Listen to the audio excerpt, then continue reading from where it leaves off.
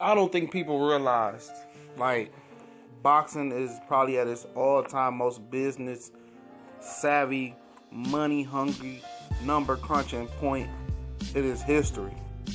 You know, this is the golden age for business in boxing, which is not a good thing for the fans. It's your boy CJ Goodfellow with the Boxing Clinic, and I must address the bullshit of these Triple G fans, which I am a fan of Triple G. I'm a fan of Canelo. I'm a fan of boxing. I just want to see the best fight, the best fights. I want to see boxing prosper to its highest point. But, you know, you could look at these numbers and you could be like, it's no comparison. People are just going by the eyeball test. And if you compare numbers and resumes, Canelo's flat fee is actually more than Golovkin deserves, if you want to get technical.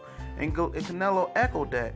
So let's take a look at Canelo's thing. I mean, if you can zoom in and see it, it's basically that he is, you know, killing the game. Numbers wise, you know, last time he made under $1 million was versus maybe Carmen Citron. I'm looking at. Actually, he made $1 million on that fight. You know, his numbers, you know, pretty much speak for themselves. You know, he's doubling and tripling up Triple G purses at times. You know what I mean? Floyd Mayweather, he made 10. Either fight Amir Khan, his career potential earnings was better than Triple G versus Kell Brook. He made $7 million. Triple G only made $5. You know what I mean? He made $7 million, almost $10 million, $7 million versus Miguel Cotto. And the only reason it was that low is because he gave Miguel Cotto the lion's share because Cotto was acting like a little diva bitch. You know what I mean? He's straight killing the game. You look at Triple G fights, I could put 7 Triple G fights up there, including the Curtis Stevens fight, the Dominic Wade fight, the Rubio fight, I think the Martin Murray fight, the Kell Brook fight, and I think it's a couple more fights, even 7, that he didn't equal. His career earnings, his purse earnings didn't equal $15 million. So you telling me a guy, and I think, you know, Canelo made $1 million versus Trout, regular Showtime. But you telling me a guy in Canelo Alvarez who's fought Erislandy Lara, I think he made three fighting him, $3 million. He fought Lara. He fought Amir Khan. He fought Miguel Cotto. He fought Australia. He fought Floyd Mayweather. You know what I mean? He fought James Kirkland. Made a lot of money fighting James Kirkland. He fought Alfredo Angulo. You know what I mean? It's plentiful names on his resume. Even if you go down to an old Shane Mosley, to an older Carmen Citron, that his resume runs circles around Gennady Golovkin. His popularity over in America runs circles around Gennady Golovkin.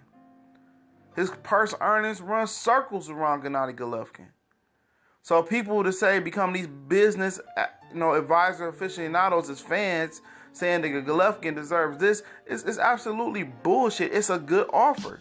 He deserves a percentage. And people acting like the percentage of the fight is going to be like some Manny Pacquiao versus Floyd Mayweather, some Canelo versus Floyd, some Oscar versus, Floyd type shit. It's not. It's not. So I'm going to have to address y'all bullshit. This fight to be lucky to do over 1.5 million over the United States in pay-per-view shares.